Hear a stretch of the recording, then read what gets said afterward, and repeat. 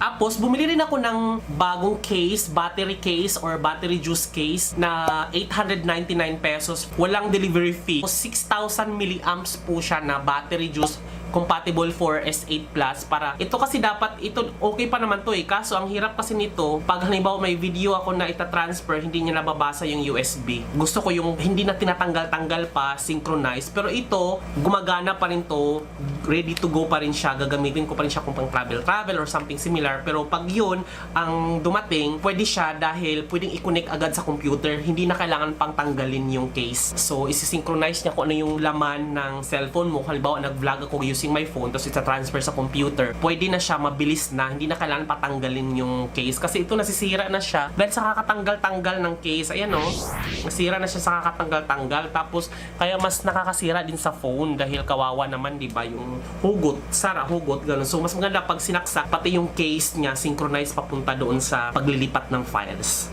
Since 900 pesos siya.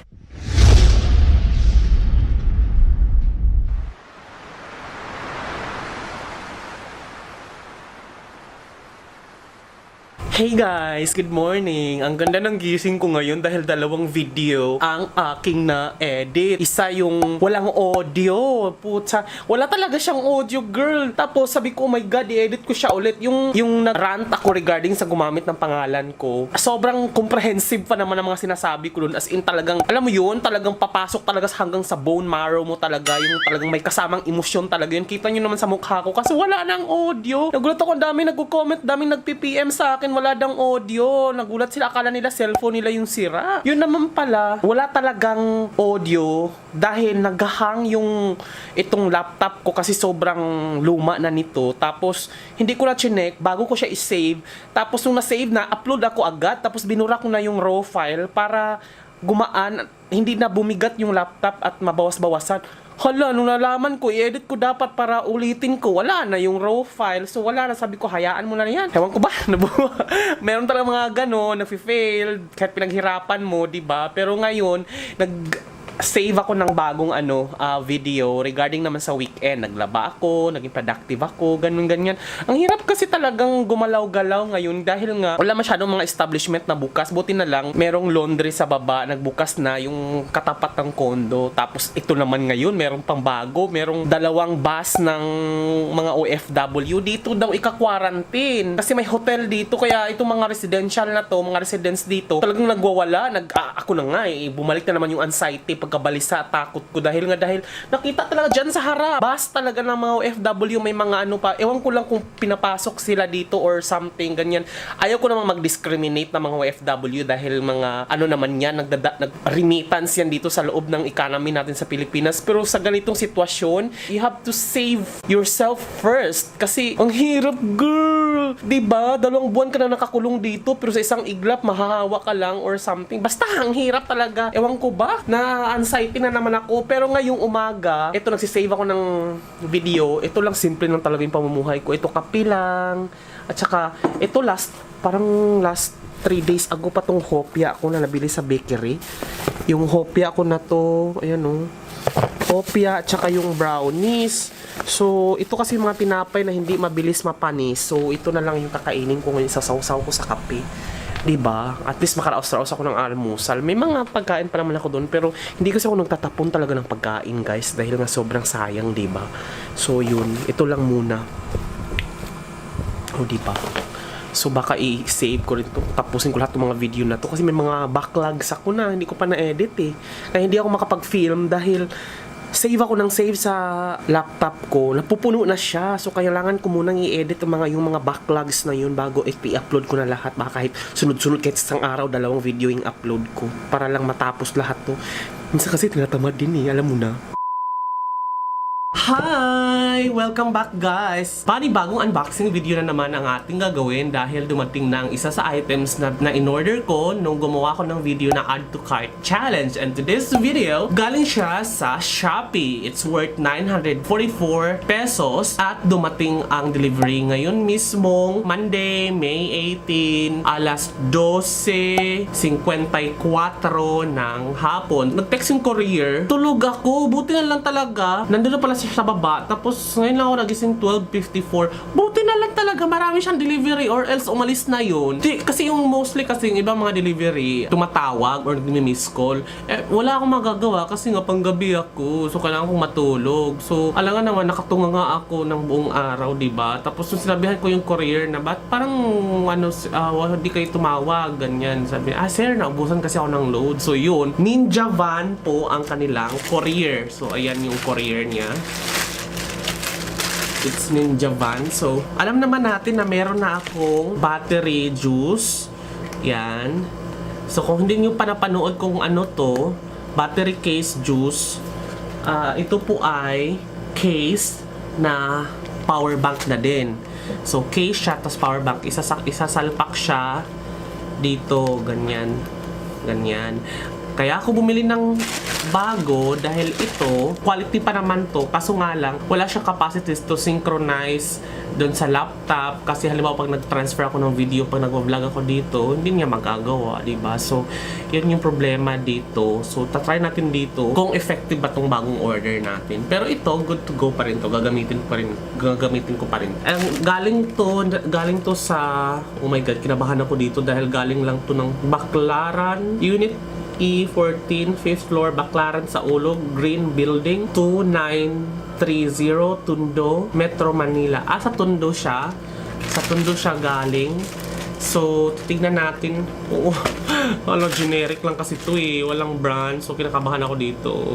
Baka, well, 944 din kasi ito eh. 6,000 milliamps. Ay, problema talaga ako pag unboxing kasi nawawala yung gunting ko. Wait lang, hanapin ko lang. Last na unboxing ko kasi, hindi ko alam kung saan ko nalagay yun. Hindi ko na mahanap yung gunting. Nakakaloka. Ay, ito na nga lang kutsilyo.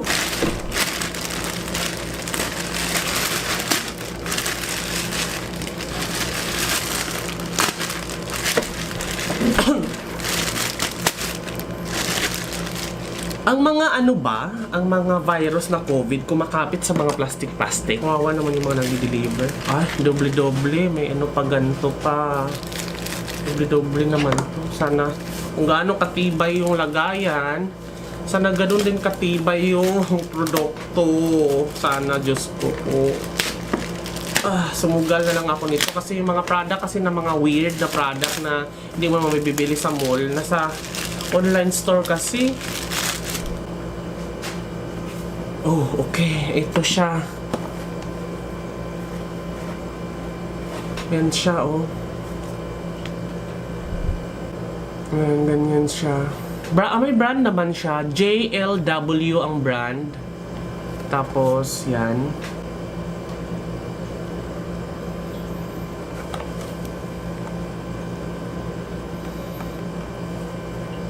Mukhang pang mayaman yung Oh my god, sana hindi ako ma-pro. Ito talaga pag online, kinakabahan-kabahan ako sa item talaga pala. Bongga naman siya, parang, ay, naka-sealed. May sealed siya, ayan o, JLW, so, sana.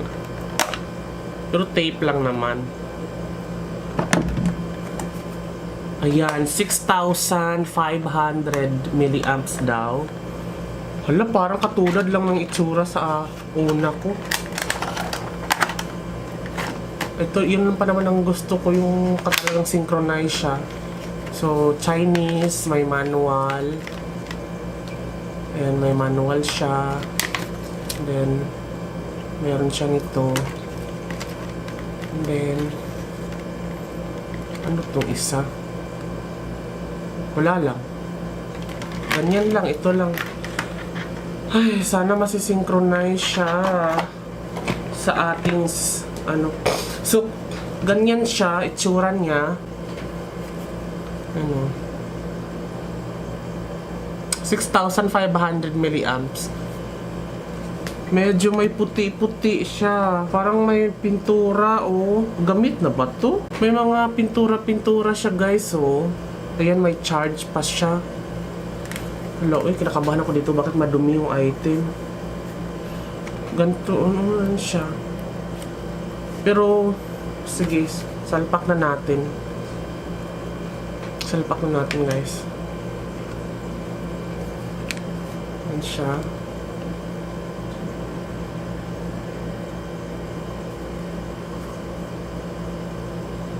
Hoy, perfect! Kasyang-kasya.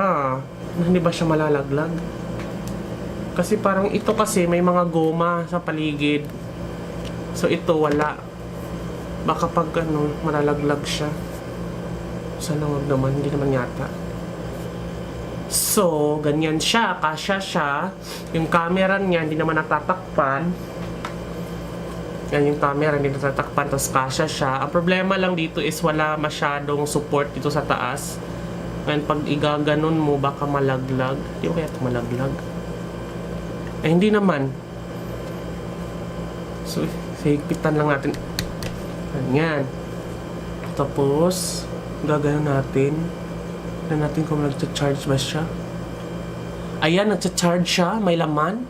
100%, parang 75% na lang. So ngayon, ang una natin gagawin ay titignan natin kung nagcha-charge ba siya. So there. Ayan. So nagcha-charge naman siya. Yan, gamit itong ating Romos na hindi ko rin na-review. Hindi ko pa na-review. I-review ko na lang sa next vlog ko. Yan siya. So, okay naman. Yan o. Medyo na lang ako dahil madumi yung madumi siya. Parang hindi bago. Pero, titignan natin to. I-drain natin to ng bonggang-bongga. Tapos, saka natin siya ulit. Gagawa tayo ulit ng video after 5 days kung totoo ba talagang 6,500 milliamps ito. Kung kaya ba nitong mag-charge ng Tapos ang problema lang dito yung USB. May USB. Ayan USB. Ay taray, may USB siya sa gilid. Ito kasi wala. Ayan may USB portal siya sa gilid, guys. Weird. Tapos merong ganto sa likod. Buksan nga natin kung anong meron sa likod. Okay. Ito parang stand siguro pag gusto mong i-stand. Ganon ba? Parang ganon. I-stand na ganon. Try ko nga. That doesn't help at all. Yung stand sa likod na paano nila. That doesn't help. Ito lang medyo naka-protrude lang or medyo naka-emboss yung USB portal. Wala kasing takip eh. Dapat tinatakpan nila to. Kasi ang hirap mapasukan ng kung ano-ano dito sa likod USB Wala kasing takip eh. Feeling ko meron to. Tapos hindi lang nila nilagyan. Titignan natin yung USB kung gumagana ba. Yung gagamit tayo ng mouse. So, sasaksakan ko ng mouse. Gamit ang USB. Kasya naman. Mahigpit siya in fairness. Wala, hindi siya gumagana, girl. Parang yung USB is pang charge lang eh. Hindi siya pang, hindi gumana. Hindi umilaw. Ayan, so hindi talaga to hindi to siya pang, yung pang USB na pang gamit pang charge lang to ng USB. Hindi to pang synchronize sa phone. Kasi ito, hindi siya gumagana. Try natin tong gamitin tong ito, tapos isasaksak natin sa ating laptop. Wala talaga. Hindi siya binabasa, mga bakla. Kahit sinaksak ko na tong USB drive ko, hindi niya binabasa. Pati yung mouse. Hindi umiilaw yung mouse. So yun guys, nag-request na ako ng return refund. Kasi wala talaga dito hindi siya gumagana, hindi siya nagsisync as what the advertisement said. Hindi siya binabasa ng laptop. Kailangan pa tanggalin ulit yung cellphone bago gumana yung laptop. Wala, parang katulad lang dati. I-restart ko yung laptop ha. Baka kasi yung laptop ang may sira eh.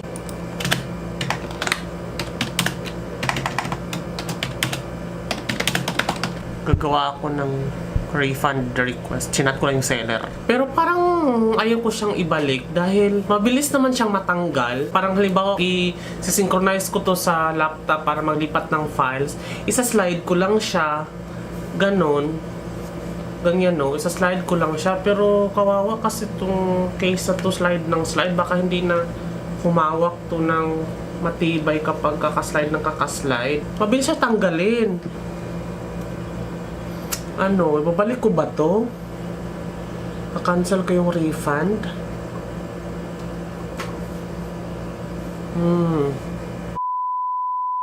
Guys, update. Nag-file ako ng return or refund. Niretract ko rin kasi naisip ko, hassle siya. Pero doon lang ako na-frustrate kasi nga sabi doon sa ads nila, it supports data synchronization wherein it will automatically synchronize without removing the case directly if you're going to connect it to your laptop or any gadgets using USB Type-C. Design-wise, okay na rin naman siya kasi yung cellphone is mabilis naman siyang tanggalin. Isa slide lang naman siya.